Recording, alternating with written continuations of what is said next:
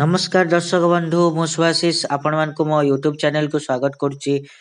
आज आम सकाळु सकाळु भुवनेश्वर रु बाहरी जाइचु गोरखनाथ पीठ को। गोरखनाथ पीठ किंवदंती कहे कि एही मंदिर को बहुत लोक साप कामुड़ा जोगु एवं कौनसी विषाक्त जीव दंशन करने जोगु आसी थांती एवं आरोग्य हेकि जाई थांती। यह मध्य विश्वास करा जाय कि गोरखनाथ एठारे धड़ा झिटिपिटी रूप रे विराजमान करती एवं आज्ञा दियंती। जेबे से आज्ञा दियंती सेतेबेले रोगीटी संपूर्ण सुस्थ हो जाए एवं एही जगार बहुत लोक मानसिक मध्य करिथांती एवं पूरा मध्य होई थाए।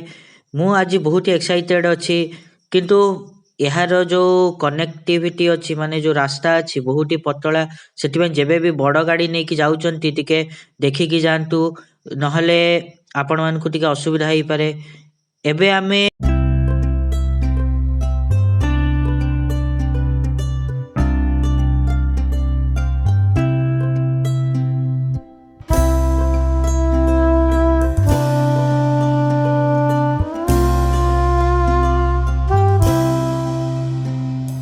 आमे वर्तमान गोरखनाथ पीठर बाहर पहुंची जाइचु।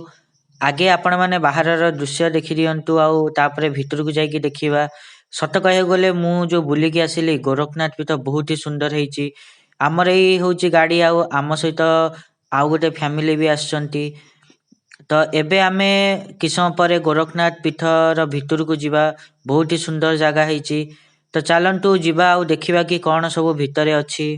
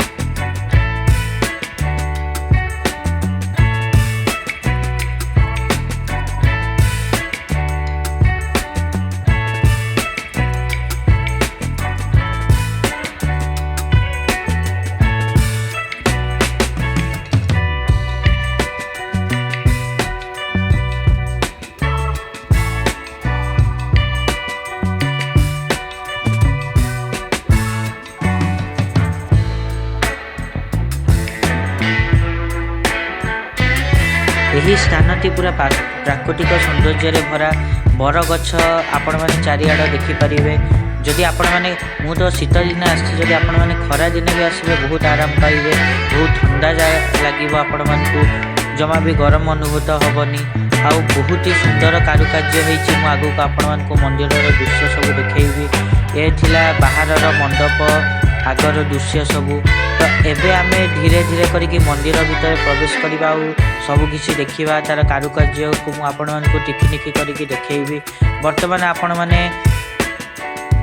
देखि पाथुए बड़ गछ चारिआड रहिछि एवं मंदिर ए होछि मंदिर बहुत ही सुंदर कारुकार्य हेछि। मु आपनकु चारिपट बुलेकी देखैबी आगुकु।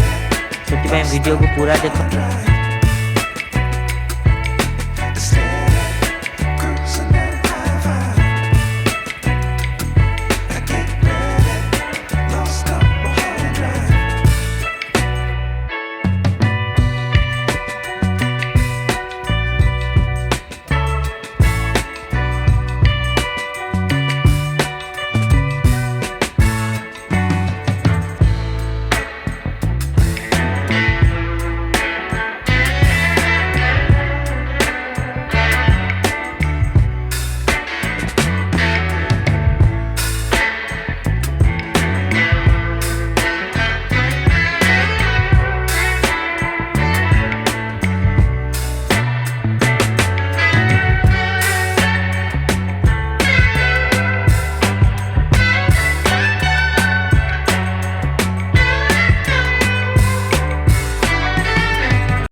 आपण देखिपे चारिआड नाली कपड़ा बंधाई जार जहाँ मानसिक रही थाए समस्ते यही थारे मानसिक पूरण पाई बांधी थांती शाढ़ी एवं चूड़ी। तो आपण मैंने देखिपे केते सबू बंधाई मानसिक पूरण हवा पाई। एबे आमे ବାହାରର ତ ଦୃଶ୍ୟ ଦେଖିଦେଲେ, ଏବେ ଧୀରେ ଧୀରେ କରିକି ଭିତରକୁ ଯିବା ଏବଂ ଭିତରର ସୁନ୍ଦର କାରୁକାର୍ଯ୍ୟ ଏବଂ ବାବାଙ୍କୁ ମଧ୍ୟ ଆପଣଙ୍କୁ ଦର୍ଶନ କରେଇବି। ଆପଣମାନେ ଏଇଠି ଥାଇକି ଘରେ ଥାଇକି ଦେଖିପାରିବେ ଗୋରଖନାଥ ବାବାଙ୍କୁ। ଏ ହେଉଛନ୍ତି ବାବା ଗୋରଖନାଥ। ଆଗକୁ ମୁଁ ଆହୁରି ଭଲ ଭଲ ଭିଜୁଆଲ ଆପଣମାନଙ୍କୁ ଗୋରଖନାଥଙ୍କ ଦେଖେଇବି। ଏଇ ସମୟ ଟିକେ ଭିଡ଼ ରହିଥିବାରୁ ଆମକୁ ଟିକେ ଦେଖିବାକୁ ପ୍ରୋବ୍ଲେମ ହେଉଛି। ମୁଁ ଆଗକୁ ଆପଣମାନଙ୍କୁ ପୁରା କ୍ଲିଅର ଭିଜୁଆଲ ଦେଖେଇବି ଗୋରଖ ବାବାଙ୍କର।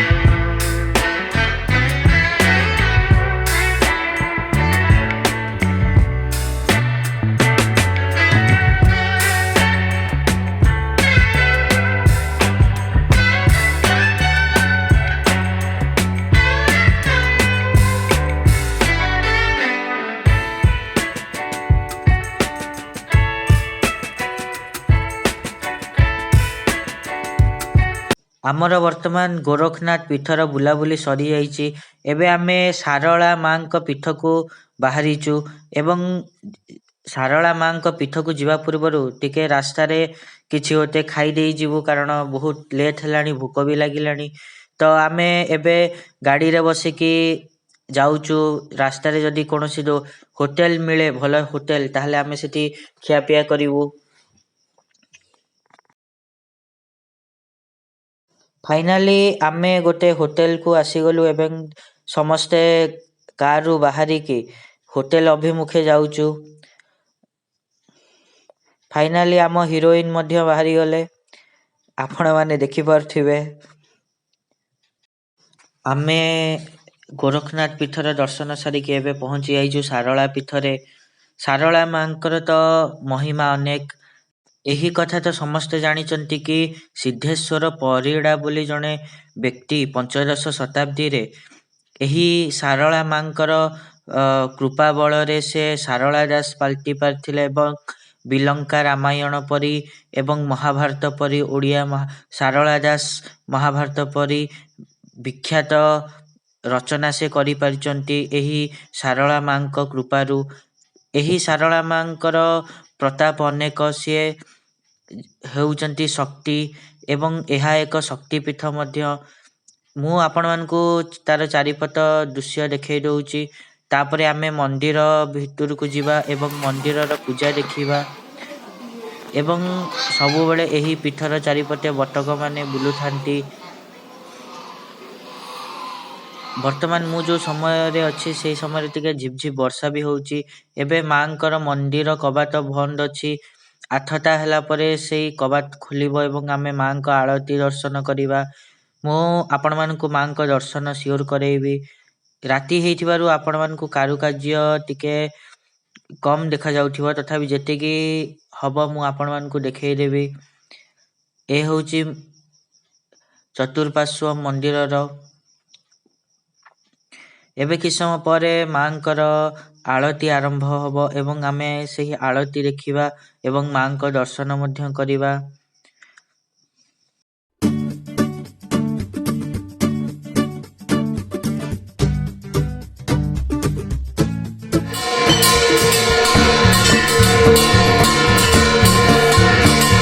ସାରଳା ପୀଠର ପାଖରେ ଏକ ପୁଷ୍କରିଣୀ ମଧ୍ୟ ଅଛି, ଆପଣମାନେ ଦେଖିପାରୁଥିବେ। ଆମେ ଚାରିପଟ ବୁଲାବୁଲି କରିକି ଏବେ ବାହାରି ପଡ଼ିଛୁ ପାରାଦ୍ୱୀପ ପାଇଁ।